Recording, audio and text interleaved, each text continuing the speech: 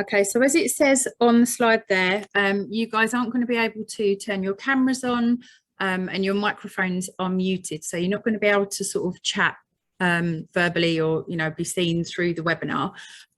So just pop any questions in that Q&A section and we'll come to that at the end.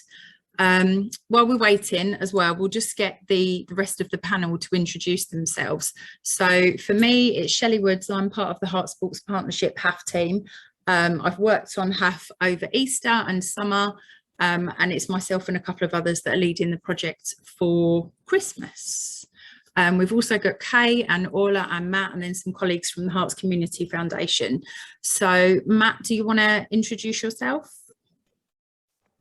Good evening all, I'm Matt Rayner, I'm the strategic lead for sport, and I kind of oversee HAF, but out of the kind of the four of us from HSP, I'm the one that's not full-time on this. My main responsibility is the overseeing of the entire programme and mainly liaising with the County Council and Hearts Community Foundation. Thank you. Thank you. Orla, do you want to go? Evening everyone, my name is Orla Moore, so I'm a project officer with the Heart Sports Partnership. I was full-time working on the HAF project over the summer. My main responsibility then was helping with the provision of food. I'm also full-time on the team for Christmas, taking a little step back from food and more into general support for the programme. Thank you. And then Kay? Hi, I'm Kay Searcy, project officer at the Heart Sports Partnership. I lead in our Fit Fenner Ed programme and coming into HAF as a full-time project officer to support the Christmas delivery. Brilliant, thank you. We've also got Nikki Fawcett on the call from Hearts Community Foundation. We're just sorting out the right link so that she can join us as a panellist. And then we're up to 14 at the moment, so we will kind of get going because there's quite a lot to get through. Actually, Nikki, if I allow you to talk, it might be that you can introduce yourself. Not sure if that'll work or not. So yeah, we'll make a start and then we'll be able to go through the rest of the presentation as we go along. Nikki's just joined, Shell. Oh, brilliant. Okay, perfect. Nikki, do you want to introduce yourself as well?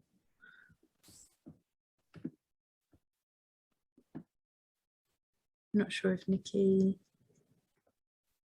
Okay, Nikki might be able to do that shortly. So before we actually get going, what I wanted to start with was showing you a video of one of the summer Happy Camp providers. So this is Warriors Performing Arts Academy that are up in Stevenage. And the kind of background to this is that they didn't run a Happy Camp over Easter. This was them sort of dipping their toe into a little bit of grant funding, a little bit of something different. The venue that they've got, if you're familiar with Stevenage, is over at King George Playing Field. So you can kind of just see it in the background there. It's fair to say it's quite a rundown building. It's kind of a community hub that's used for all sorts of kind of nursery and Warriors Performing Arts, and it's next door to the cricket club, but Warriors have the monopoly of the use of the building. And it is in what we would consider one of probably the more deprived areas of Stevenage. So in terms of when we're looking at what community it's going to attract and the place that we want to put a camp, it ticks lots of boxes for us. We know it's in an area where there's a high proportion of children that are on free school meals. They've got some great outdoor space, they've got indoor space they could utilise for their food and that sort of thing, and they've got an incredible instructor in Zara who's really well versed in everything to do with performance. So she worked with the group that she had to understand wardrobe and costume. They learned their choreography, they did a little bit of videography and film editing, they understood makeup, they understood kind of composition and filming on location and all of those kinds of things that bring together an edit. And this is what they came up with at the end. Hopefully you can hear it, but it's a really good summary of everything they did during their Happy Camp. Sorry.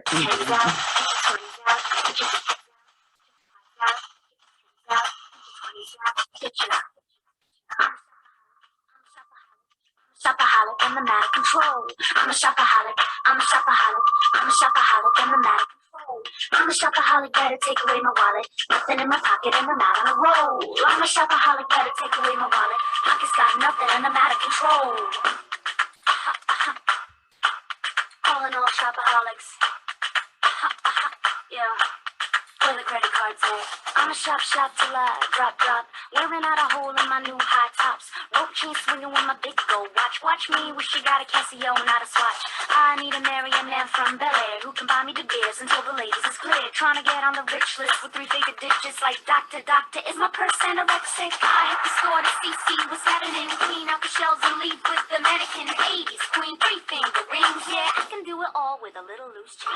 I'm a shopaholic, I'm a shopaholic, I'm a shopaholic, and I'm out of control. I'm a shopaholic, I'm a shopaholic, I'm a shopaholic, and I'm out of control.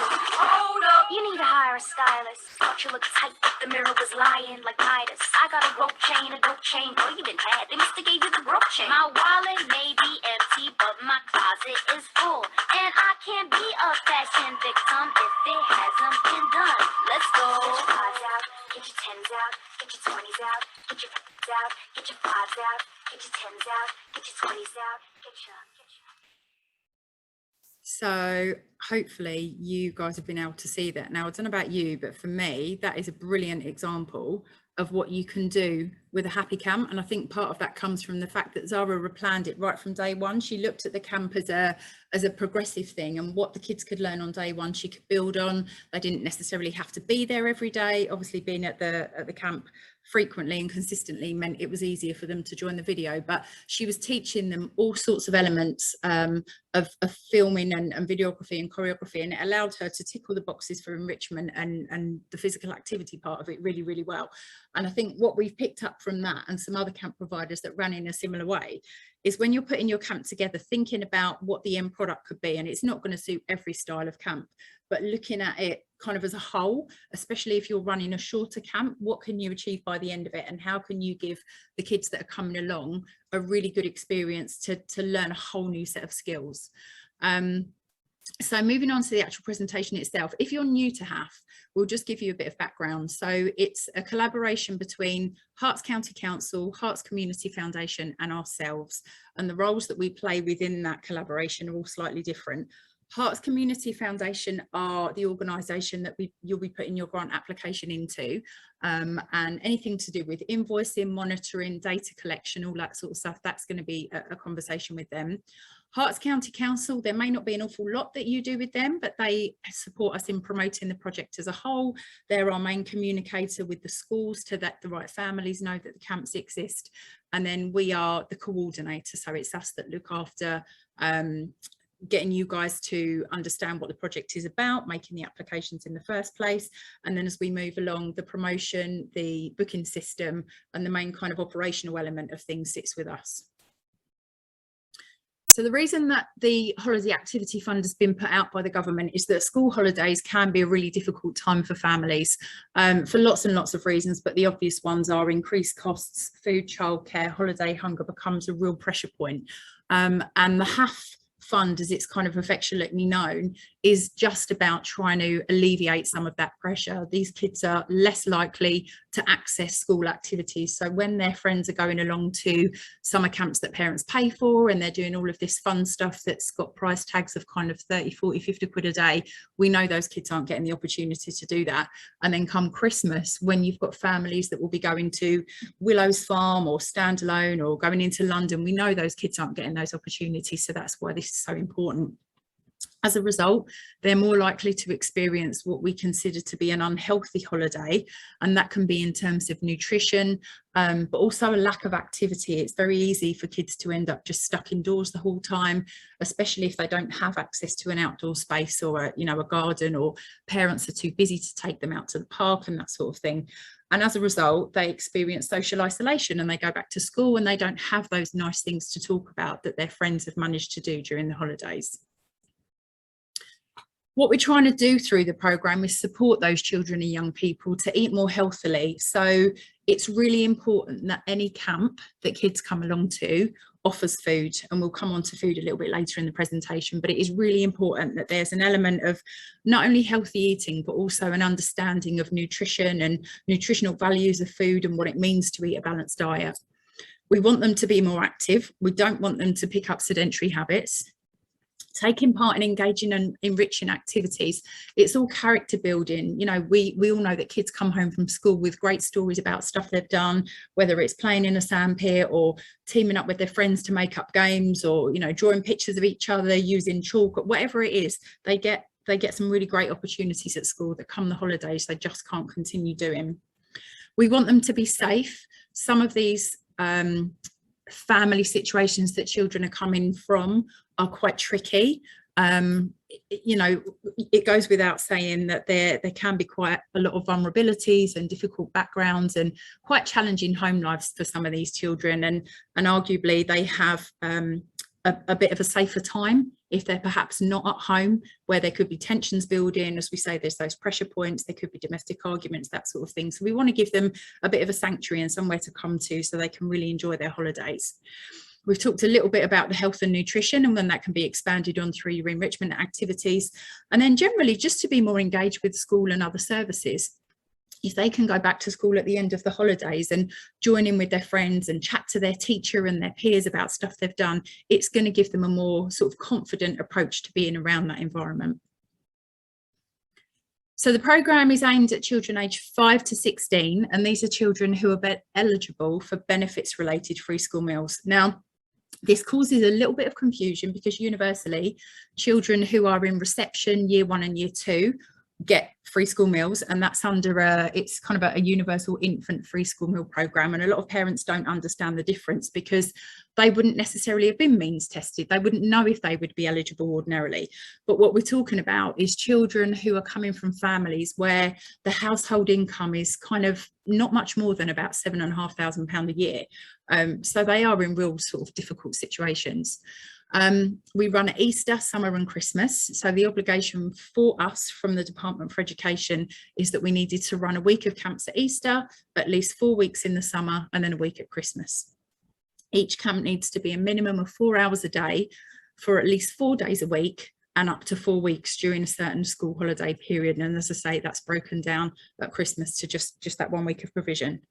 And we need to consider the 4 key elements of physical activity, food, enrichment, but also looking at the policies and procedures we've got behind the camps, such as safeguarding, child protection policies, that sort of thing, to make sure we're always looking out for these kids. Okay, so for Christmas, the grant has been raised to £30 per child per day, and there's various reasons behind this. So at summer and Easter, it was 20. Part of the reason that this cost has gone up is because we realise it's going to be harder to get organisations to be able to run camps at Christmas, and that might be lack of staff, it might be lack of facilities. Facility costs increase. You might now have to take into consideration heating and lighting. If you run something over the summer that was outdoors, you may now need to really consider taking that inside, depending on what your activity is. And also the obligations that you're going to have with respect to catering means that you may need a little bit more money behind you per child to be able to do that. For Christmas, all we're asking is a minimum of 1 day. You can run up to a maximum of 10 days delivery. But again, because of the difficulties in terms of being able to book venues and people's availability, and it is the holiday season, we're only looking for a minimum of 1 day. So if that's all you feel you can offer, we still want to hear from you. And obviously, if you're a bigger provider or you've already had a go at doing this before and want to do more, then equally fantastic. One of the other things we're trying to encourage, particularly our sports clubs, to do is consider having a mass event. So this might be an opportunity for you to open your doors to your local community in like an open day style session. And then within that, you can add elements that make you eligible to apply for a grant. So what we're talking about is getting the community to come along, look at the space that you've got. So if you're a rugby club, it might be that you've got a little bit of a come and try festival coming on. You might have a giveaway where there's tickets you can be offering to a game the next season. You can have that catering, you can have your food vans, you can do a bit of enrichment, you can do that come and try type physical activity, and you make it an event. And these are the kind of things that sports clubs are perhaps a little bit more comfortable with. Quite often at the start of a season, clubs will be looking to bring in new members, and it's just doing something like that, but with a slightly different thought process behind it. One of the other things we found out is that when we finished the summer camps, we asked for some feedback from parents. And one of the things they're really keen on is seeing some more of those individual specialist camps where they know what kids are going to be doing when they come along. Performing arts and dance was really, really popular, and everybody said there just aren't enough. So I know there's a couple of you guys on the call who performing arts, that's your bread and butter. So we're really looking to you to want to run those camps again. Crafting, sports specific. So multi-sports is great, but if camps are advertising a sports specific offer, so such as golf or tennis, or as I've said, rugby or archery, something where kids are going to come along and be able to develop a skill by the end of the period is great. And also for the older children, maybe something that's a little bit leadership based. It can be quite tricky to get those older kids to want to come out and do a camp, but if they feel like they're learning something, as in they'll learn about volunteering, they'll learn about mentoring, they might pick up a very small leadership certificate, we can kind of promote it to them on more of a CV building sort of basis, and it's skills for life. It's that kind of it's kind of looking to their future as opposed to just come along and kind of play with a group of kids over Christmas.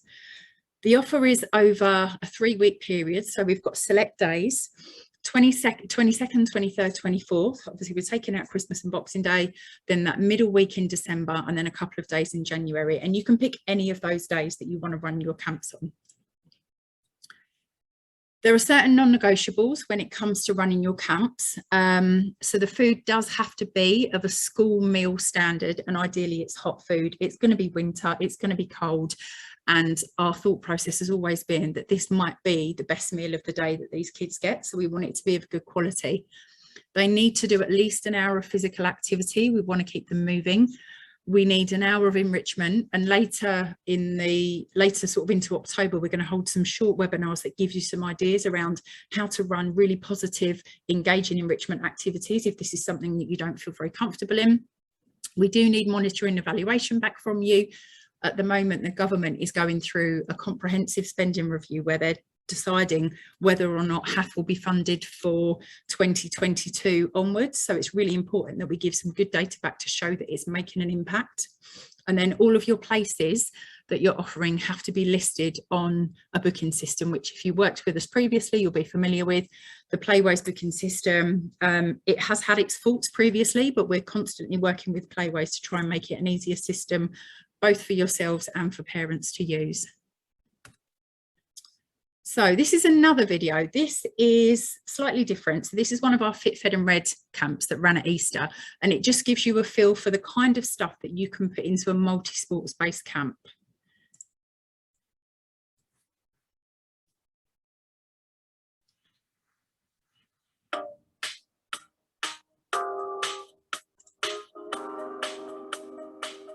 Fed and Read is our holiday hunger activity programme that looks to tackle 3 main inequalities. So we're looking to increase physical activity in children between the ages of 8 and 11. We're looking to address the holiday hunger that's prevalent in that age group over the summer and Easter holidays, and also tackle some of the social isolation that's also evident within those holiday periods. Each day has a minimum of 2 hours of physical activity. We then have an hour for our school standard lunch for the children, and then that's followed by another hour of either physical activity or a partner workshop. Hertfordshire is often considered an affluent county, but we do have pockets of deprivation that need support. We had to offer alternative provision at some sites because we had so many applications to be in the programme. We have partners, key stakeholders that help deliver the core outcome of the programme, and the partners are integral to the success of the programme. Hertfordshire Catering Limited deliver on the fed part of Fit, Fed and Read, so they make sure that we deliver a high standard and high quality of food to each child every single day on the programme. Hertfordshire Libraries deliver on the Read side of the programme, and they ensure that the children are developing their literacy over the course of the holidays. Hertfordshire Fire and Rescue Service are a massive key partner for the programme. We've got the police that also do a similar engagement. They come in and deliver workshops linking to their role as police officers and PCSOs in the area. This Easter, we had a new partner come in to the programme, which was Heart's Mind Network. They came in to address the wellbeing concerns we had for the Fit, Fed and Read children. Some of the feedback we've had from the parents has been so overwhelming in terms of the benefits they see for their children attending our programme. They see them being physically active more than they would have been at home, but also being more sociable, which is a key part of the programme. The feedback we get from the kids, they thoroughly enjoy the program. They often always talk about how safe they feel in the program, and they can just express themselves and challenge themselves in terms of that physical activity element. Some of these children have been isolating in their homes for months on end, and been able to deliver them, giving them a space to run around at Easter was even more important this year. It's quite easy to think, oh my goodness, like what a huge provision, and it and it is. Let's come out of this one. We'll just mention that video, as brilliant as it is, that is a cut together of a number of different camps. So don't feel for one second that all of those things have got to be thrown into the camp you're providing. We're really fortunate that Fit, Fed and Read is an established programme. Lots of agencies understand it, but it's also important for you guys to know that the services and the additional stuff that you might want to offer at your camp, we can help you with. We've got a list of specialist providers, and we can put you in touch with some of those more unusual agencies and organisations that you might want to work with. So for Christmas programme delivery, one of the things you can do is, if you guys are already running a camp, you can just add some free places onto that. So you might already have 15 places a day, and you've got families coming along that are paying for those places, and you can apply for a grant to add another 15 on. As long as you know that you can staff it and you've got the space and you can deal with the food and the catering, we can work with you to make that possible. I've had a question come up earlier today that I'll address now because it feels relevant. So if you are a school and you're interested in using your own before and after school staff to run a camp, that is absolutely fine, and that's something that we want to encourage. It's just about you having a conversation with those individuals and making sure that, one, they're interested and they're available to run the camp at that time. If it's a private provider, you might decide that you as a school want to make the application, and then you sort out your invoicing and payments with that provider. Or you might decide you want the provider to make the application on your behalf, and then if you decide to take a fee as a school, you then work it out the other way. The same as all of the other camps, you will need to kind of come up with a solution for catering. And as far as we're aware, Hearts Catering Limited, who you guys will be familiar with in schools, aren't available to work over Christmas. So that's why we're trying to look at local caterers. But there are definitely options for using what you already know within your school facility to run a camp, and probably even more so attract the kids that are at your school. And if you want to keep it, kind of close by, what we don't want to do is discourage kids from other areas coming. But there's no reason why you can't make it, more exclusive to your own children if you want to make sure that that's the provision you're putting forward. You can offer paid for places if you want to. There aren't many providers that have done this, because I think the funding that you're getting, especially for Christmas, probably means that you don't need to worry about kind of underpinning some of those costs, but it is an option if you want to. And you can run a camp for longer than 4 hours. The Department for Education will only fund 4 hours, but something that we found out from parents over summer is that actually, if they're used to working their day around those school hours, 4 hours it's just not enough. So you can top and tail it with an extra hour of wraparound care if you want to, or more than that if you choose to. And parents can claim some of that money back through universal credit. So it isn't something that's completely impossible. When it comes to delivering your program, there are some kind of more serious things that we have to consider. So when we're looking at minimum operating standards, it's things like making sure you've got a safeguarding policy, making sure that you've got safer staffing processes, your food hygiene certificate. And now, if you are an organisation where perhaps sport and activity isn't your main business, and you're kind of interested in working with somebody, but this stuff frightened you a little bit, don't worry. Again, all of us are here to help you with it. You might be the kind of organisation that doesn't actually need a safeguarding policy to run your core business. If you're perhaps a kitchen and you're thinking, well, we could run a baking camp, and then we can get somebody along for a day just to do a little bit of physical activity outside. They won't necessarily have a safeguarding policy in place, but we can work with them to make sure that that stuff is there for them. It's also really important that you just consider those staff ratios, especially if you're going to be losing a member of staff, perhaps for an hour during the day to go and collect food from somewhere. You don't want to end up with, numbers that you can't cope with. All it takes is one incident, one member of staff's gone to collect food, the two that are left, one's dealing with a kiddie, and then you've got one member of staff and 20 kids, and quite quickly you kind of find yourself in a situation you don't want to be in. So it's worth thinking about all of those situations. When it comes to food, I'm going to hand over to Orla, because Orla has been our absolute expert specialist over Easter and summer, and she's worked really hard over the last few weeks to get together some ideas around the food could be provided. So Orla, can I leave this bit with you? Yeah, no problem. Thanks, Shelley. So as we've said, one of the non-negotiables is really providing nutritious and quality food at your camp. As it's the winter months, like we said, we really would prefer that meal was a hot meal. Obviously, you know, it might be the only hot meal that the children get in the day, so we need to do our best for them. So there's lots of different options as to how you can cater. For example, you may have facilities on site, so you may be able to cook with the children. You could include parents, families, volunteers with that as well if you want to. You can engage with a local catering company and have some hot food delivered or collected from them.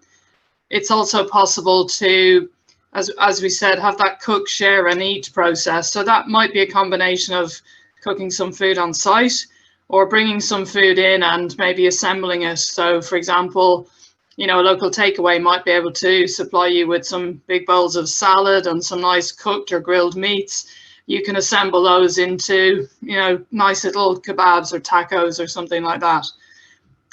For Christmas, as Shelley has said there, the main catering company which we used in summer, which was Hearts Catering Limited or HCL, they're unable to provide the same service that we have done over the summer and Easter programs.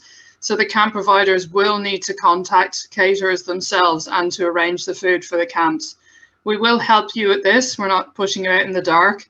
So we've been negotiating and talking with lots of catering companies. We had a webinar with them this week, and we're slowly but surely building a database of caterers who you can contact to ask about servicing your camp.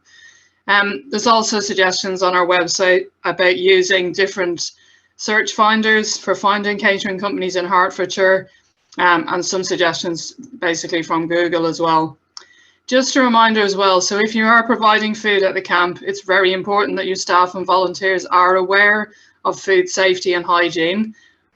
The standard that we expect is that someone at the site holds a level 2 food hygiene certificate and a food allergy awareness certificate.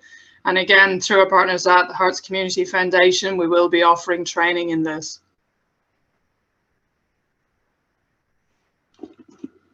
Lovely, thanks Orla.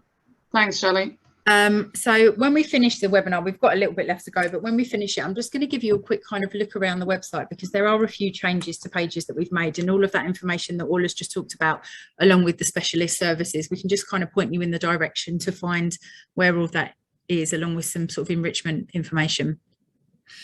So marketing your camp. We try as much as possible to help you guys when it comes to marketing your camp. So to just give you a bit of a rundown, there are emails sent out from the county to every single school, and the idea is that that email is then forwarded on to the relevant families. The schools know better than anyone else who those children are that really need to benefit from this camp provision.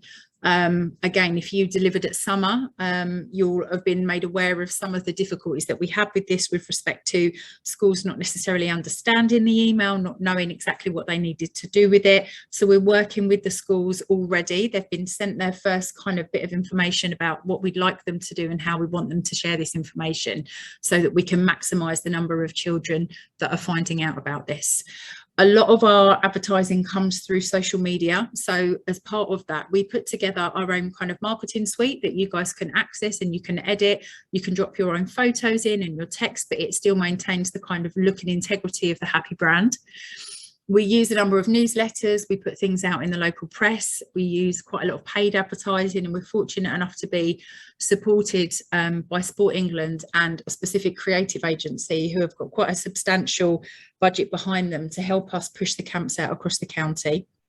What we do ask, though, is that you also market the camps yourself. It's really important that you connect with the audiences that you already have, because lurking among the kids that are already members of your clubs and your groups, there will undoubtedly be a few free school meal children who perhaps don't access any kind of holiday provision that you might be running. As I say, the Happy brand stuff is accessible for all of you. You can download the logos.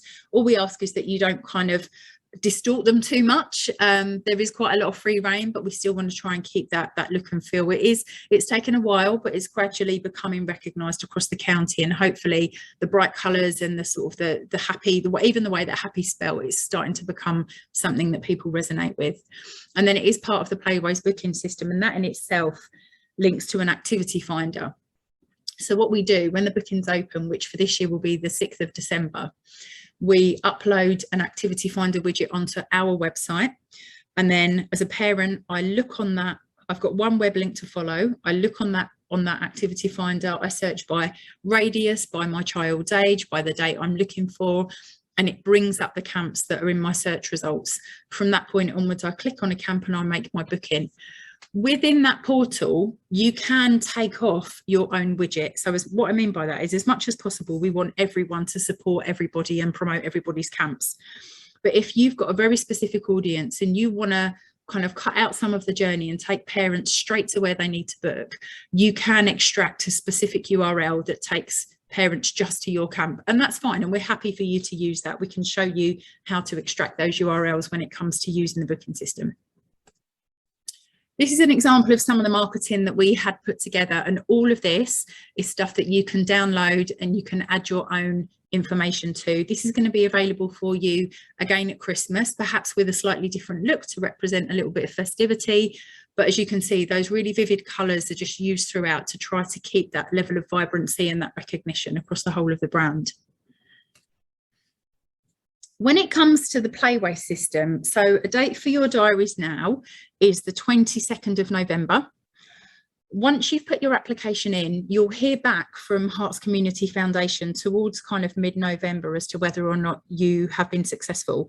The 22nd of November at 10 o'clock in the morning will be an onboarding webinar, and it will be a mandatory webinar. So if you want to run your activity, you will have to attend the webinar in order to be able to understand how to use the booking system.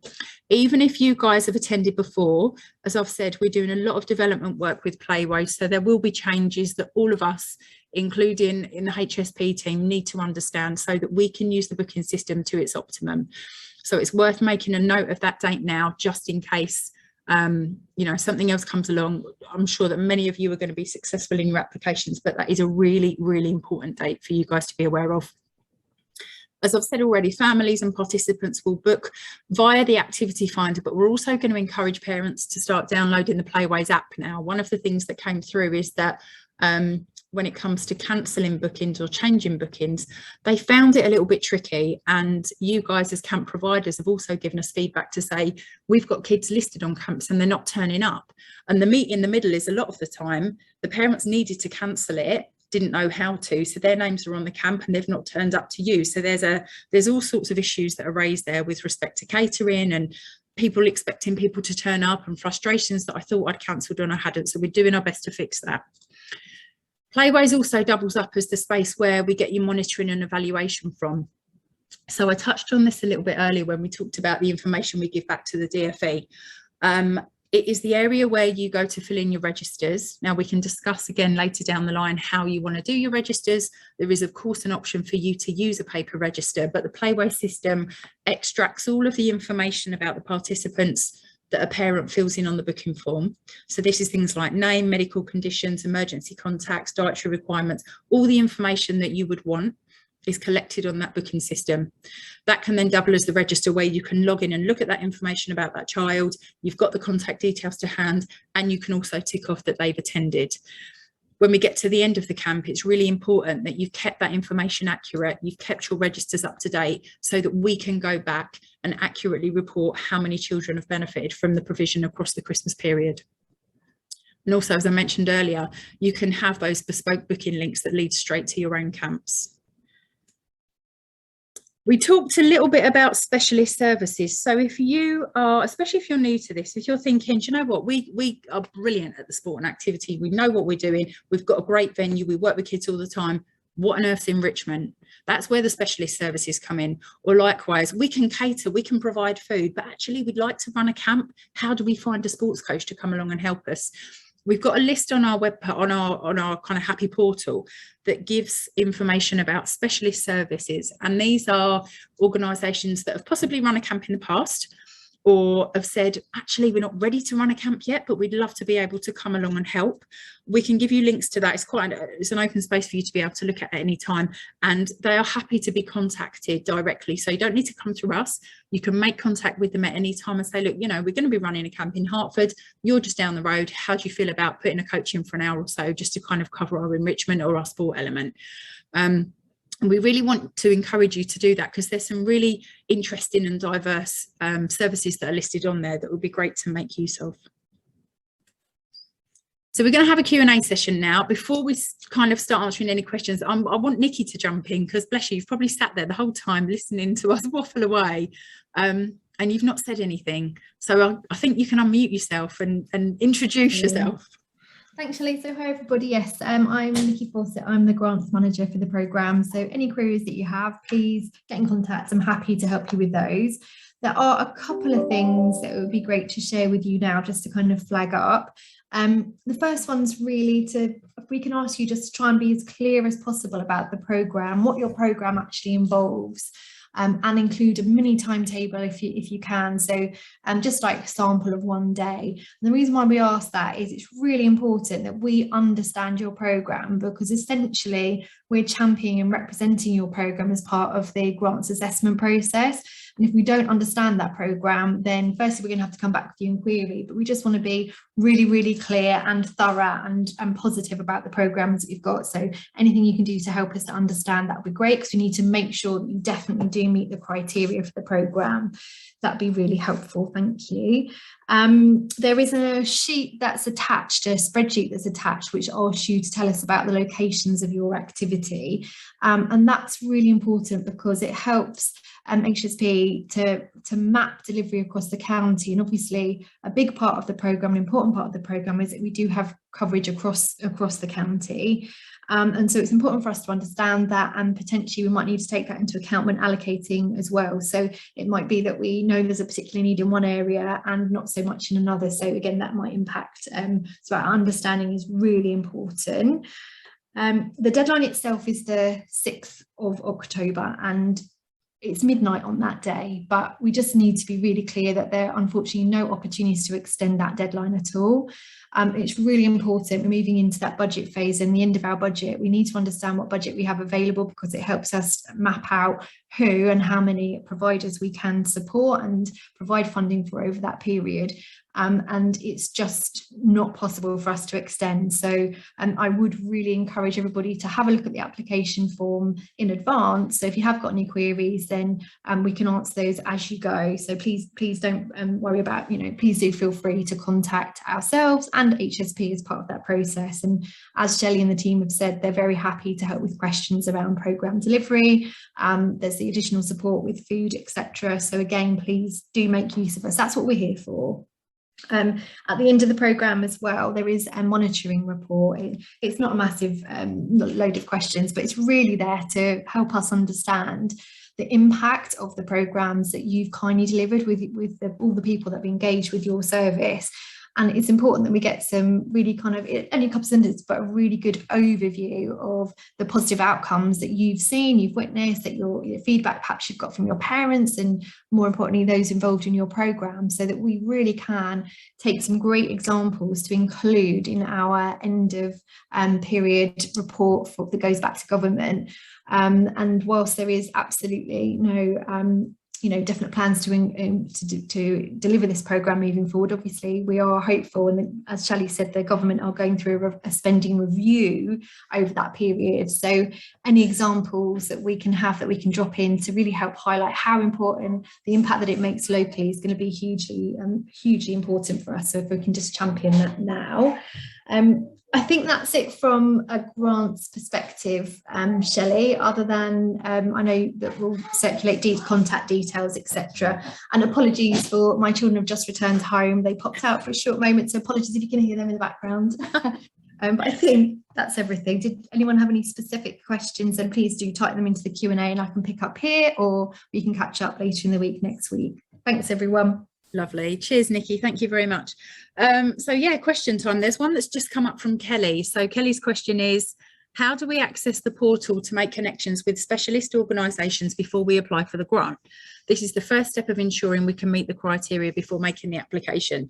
Once we've gone through any further questions, I'm going to show you the various areas on the HSP website. It's all really easy to find. I'm saying portal almost as an affectionate term. There's no login or anything like that. They're pages that are really sort of free and open for you to find. I think one of the things that's worth considering though is the grant is the grant. It's a set amount of £30 per child per day.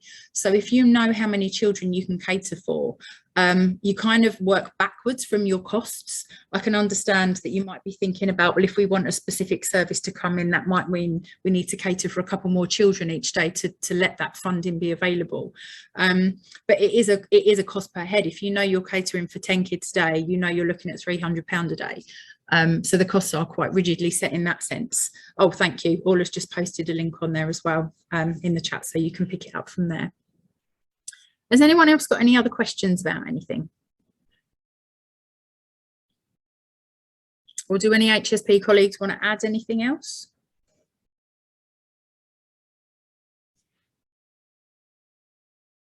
Or has everybody gone? Oh, there was just one comment that what if people can't make the Monday onboarding and it is the 22nd, isn't it? It's Monday the 22nd of November at 10 AM. So that onboarding will be recorded, but we'll need to have evidence that you've watched it before we'll give you the link to be able to set your community up. It is so, I can't even begin to stress how important it is that when you set your activity up, it's done in the right place. And I'll kind of give you an example. Playways is a national activity finder. There are thousands and thousands of what are called communities listed on there. As a camp provider, that's the term that Playways use. You are a community, and then you add your activities within your community. What we need to do to make sure that that activity finder widget works that we put on our website, it's important that your community sits within HSP's kind of area of Playways. We had camp providers that set themselves up a little bit ahead of time, trying to be on the ball, but getting it a little bit wrong. And it wasn't until kind of we'd done our huge launch that anyone spotted, you've been sitting on the Playways system, but in the wrong place. So all of the promotion we've done, you've not been part of it.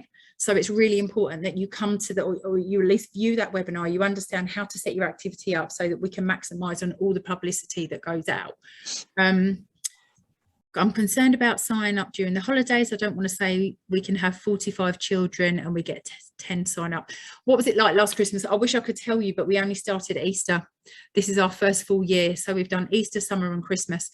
It's well worth considering if you ran a camp over the summer, think about what your numbers were, think about how quickly your sign up was kind of happening, and then what's realistic for Christmas. Our gut feel is that children are slightly less likely to attend at Christmas. There are lots of other things going on. There's lots of excitement. There's Christmas shopping. The summer was a longer period of time for parents to need to keep children amused.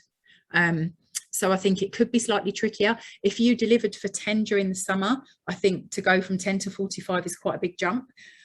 Similarly, if you're putting an application in thinking, great, let's just go for 50, remember that this isn't a cash cow.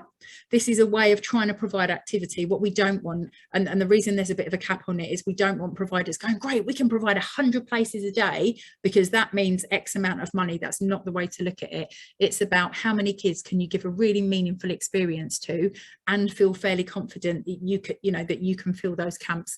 It is a bit of a finger in the air exercise. I would say over the summer, it's probably fair to say that camps averaged at kind of 20 to 30 kids a day. We had some that were fewer and a little bit more bespoke. We had some that were much, much higher and really struggled to fill their numbers.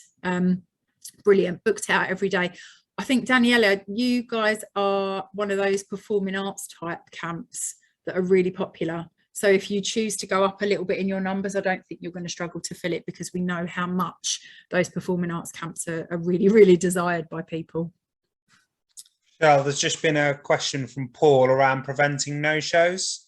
So it is difficult, and as part of like the national feedback that is fairly common. From our point of view, our no-shows were slightly less than kind of the national average, so to speak. Our advice is quite simple, really. If you have the ability, the text reminders. So a few days before, you know, really looking forward to seeing you. This is what you're doing. Playways itself will send a booking confirmation and then a reminder again a few days or a week before your camp. But our advice is you need to get in contact with all of your parents or whoever's booked onto that session through the Playways system. Just email them all. Looking forward to seeing you in a couple of days. Please remember to bring X, Y, and Z. Confirmation of the location, just have that open dialogue. If you've got any issues or questions, please get in contact with us directly. I know that is an additional administrational tasks, but as Shelley highlighted earlier, that is also one of the reasons why we've made the commitment for Christmas to increase the cost or the amount of money that you'll get per place, because we appreciate that actually that administrational task does take time. So our advice is to everyone is really engage with those that have booked. So if you're full in the second week of December, but you're not delivering by the end of December, continue to engage with those families. Just remind them that they can cancel places. And if they don't attend, you're kind of removing a place for another young person. One thing I would say is over the summer, whilst it was amazing, we had 77,000 places on offer. What that did do is that did make the offer full ranging for everyone, and maybe it was too much of an offer in certain areas. So hopefully this Christmas we'll be in a situation where there is less of an offer, but actually those parents who sign up really do want to attend and do attend. Sarah, I'm just reading yours. We have problems with parents not putting in allergies or medical conditions as the option on the booking form, only made it mandatory to select. Yes, we have slightly tweaked the allergies, medical advice, dietary advice on there. And what we're also kind of being really, really clear on throughout the publicity is it's the parents' responsibility to make sure that that information is on there. And at the point of booking, you know, that they need to be really, really clear. What we also need to do, and again, links into Paul, what Paul said is, when you send out your reminders on your booking, just make it really clear, you know, if you've forgotten to add any medical advice, medical issues or allergies or whatever it is, please send us a message directly. You know, we want to support your children, your young people. So just kind of, but yes, that has been tweaked. Shell, obviously, I'm aware that you've done quite a bit with Playways. Do you want to add anything to what Sarah's said? Yeah, so what we've done, Sarah, I'll start with the allergies bit. We found there was a whole myriad of allergies listed, everything from allergic to crisps to don't like eating strawberries and everything in between. So what we're going to have are specific drop downs, but parents can pick multiples. So it will be the standard kind of nut allergy, dairy-free, gluten-free, halal, vegetarian, vegan, and parents can pick multiples of those if more than one apply. We're then going to have an other box, but hopefully by the time we get to other, we've caught the majority of the main ones, and that will just be the space where it's I'm also allergic to banana skin or something, you know, something like that. With respect to the medical conditions, there's not a huge amount we can do. I mean, this is a great place to kind of come up with ideas. Obviously, there are thousands of medical conditions, so we can't have a drop down for that. But if anybody's got any suggestions about how maybe we need to categorize them, that would be great. What we don't want to do is put it into sort of disability. We don't want to say it's a, you know, visual impaired, hearing impaired, because lots of people have got a condition that doesn't necessarily resonate with those categories. But if people have got ideas, perhaps there's things that you already do within your current provision, we are very, very open to finding ways that it's going to be easier for you guys to be able to fathom out what it is that that child is coming to you and presenting with, so that you can help them. Answers on a postcard to half@hearts.ac.uk. Because yeah, any support with that would be brilliant. Okay, so a question on the chat. Can we ask if any SEM provision is required? And if so, they email us directly. What we need you to do, so coming back to the marketing element of it, some camps have been incredible at putting a really, really good descriptor on the kind of activity. So when you fill in your activity, you get a box and it's a description, and you can put whatever you want in there. It's worth knowing now that whatever you put in that description box is what appears on the confirmation email to the parent. So what we're going to ask for, and what we're trying to make mandatory fields for, is contact phone numbers and emails for camp providers, because otherwise we've got parents contacting us in the office.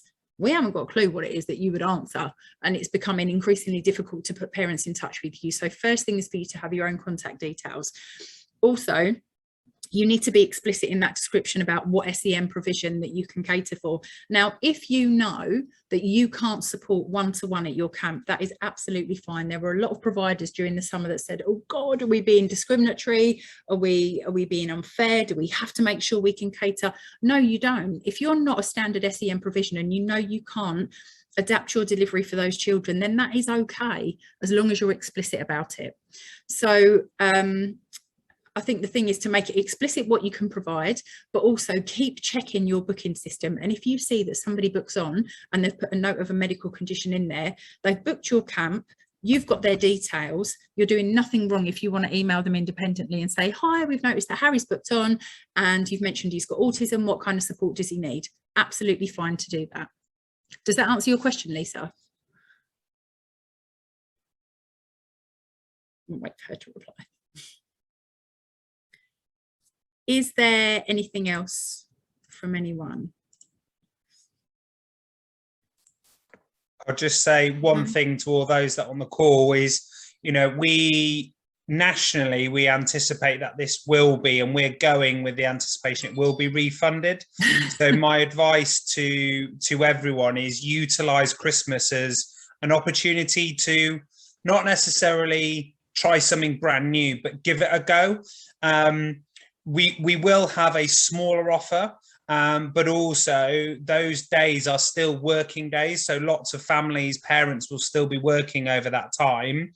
And because you can deliver for one day and just those 2 days and those kind of over those course of those few weeks on normal working days, there's a real unique opportunity for providers to kind of get together and make a really nice camp that is really different.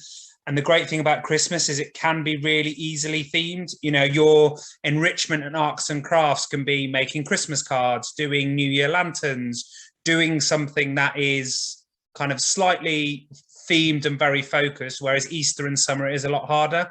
So I think all of you have got a really unique opportunity, and we're really looking forward to having some really fun and different camps to say things that we had over the summer. And I know Shelley's already touched on it, but some of our most successful and well-regarded camps were those that were what we would classify as enrichment and culturally focused rather than sports focused.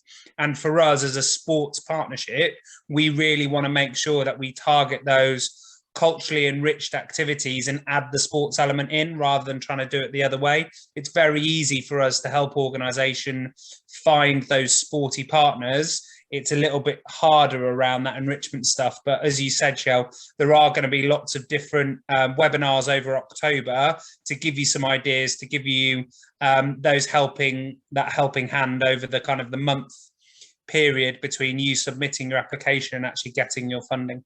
Yeah, no, that's right. None of those webinars as well. It's only the November one that's mandatory. These shorter kind of bite-sized ones we're putting on, none of those are mandatory. They are just designed to be a little bit of support, and we completely appreciate we're asking or inviting you to come to them before you know the outcome of your application. So it's, you know, it's entirely up to you. All of them will be recorded, so you can always watch them back once you've received your outcome.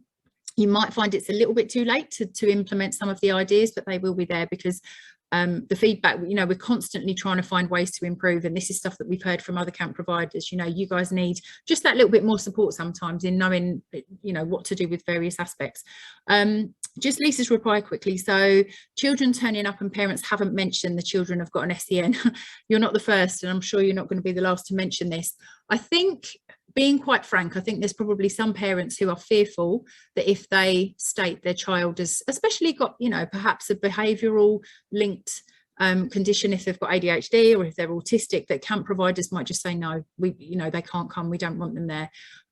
So I think there's an element of that. perhaps that is something actually we need to take back to Playways and talk about when we construct the booking form, how we word that question. And instead of talking about a disability, is it a special educational need, you know, and wording it and giving parents the opportunity to answer that in as much detail as possible. I think it might be tricky when you ask parents to email you. Remember, we're going back to these families where apathy is quite high. You know, the reason that we had loads of bookings and not as many attendances speaks volumes. There's a lot of family intervention, family support work and that sort of thing. So I think it's, we have to do more for them than they might do for themselves. But yeah, we can definitely look at how we sort of rearrange the booking form. I just want to quickly show you the web page. So this information that I've popped up here, haffathearts.ac.uk, that's the inbox that is monitored by myself, Kay, Matt and Orla. It's just easier to have a central place to pick up queries rather than emailing us all individually. Each of us looks at that inbox every day, and we've kind of got a system for who replies to what. The phone number there is the office phone number. There is a voicemail facility on there. If you've got any questions, we pick up voicemails every day. So, you know, we will get back to you. When it comes to the happy area on the website, so /happy, this is the link that we tend to send out the majority of the time, because at the moment that's taking you to where the application is and where your FAQs are for making your application.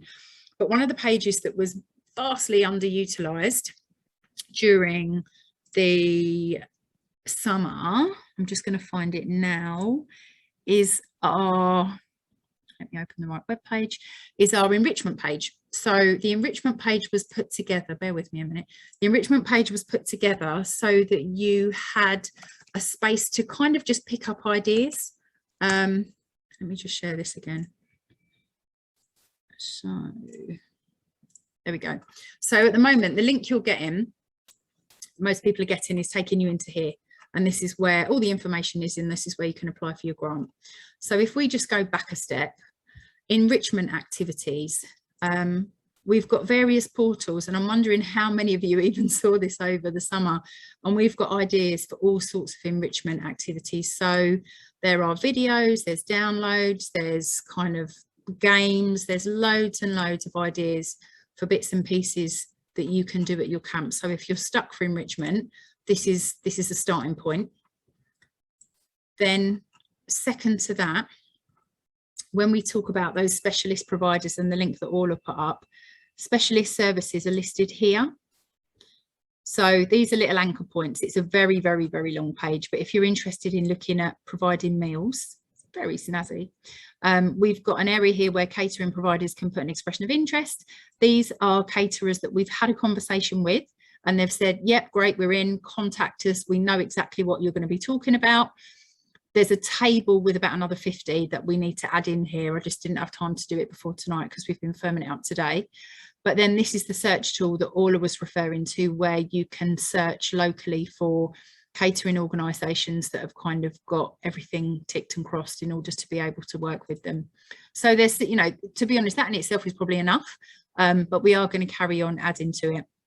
When we've spoken to caterers, I'll just mention this now, we've explained to them as well, this isn't an opportunity for them to charge commercial rate for the food that they supply. They do understand it's a grant programme. They do understand you're working at a cost per head.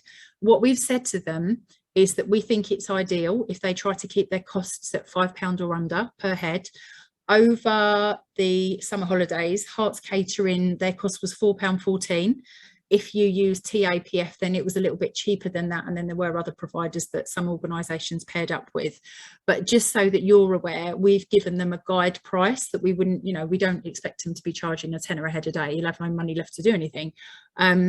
So just have that in your back pocket when you have conversations about catering and, you know, the kind of cost there. A couple of them have pointed out that they are going to be taking into account sort of travel and taking takeaway boxes and how they're going to package the food up and get it to you. And they've obviously got overheads and things that they need to consider, but that's what we've given them as a bit of a ballpark figure. And that probably is it. So unless anyone else has got any questions. Yeah, Shell, just on that as well, just to provide us is if you're going, I don't know, to the top one there in Stevenage, and it's 50 plus meals is the size of yours, you know, you can come to us and say, oh, we're looking at this one, you know, do you know anyone else in the areas that, you know, we can put providers up together to make that up to 50 meals, but also don't necessarily go to one provider for your entire camp.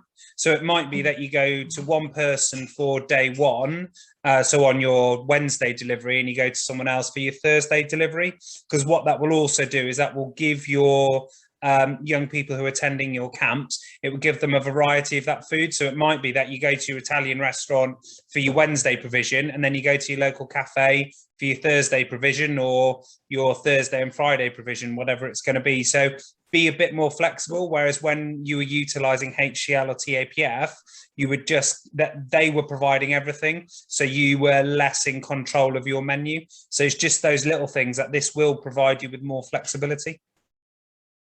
Brilliant. Thanks, Matt. This has been recorded. I think this has probably been more thorough than the last webinar that we had, just because we've got more information now. So this is going to be added to that Happy webpage where you look at the moment to get your grant application. If there's anything you need to refer back to, I'll pop it up on there tomorrow. Otherwise, feel free to email us, ask us any questions, pick up the phone, drop by the office. And just come and chat to us. You know, it's something that we're all involved in, and we all want to make the best opportunity for the kids as we can. Thank you so much for joining us.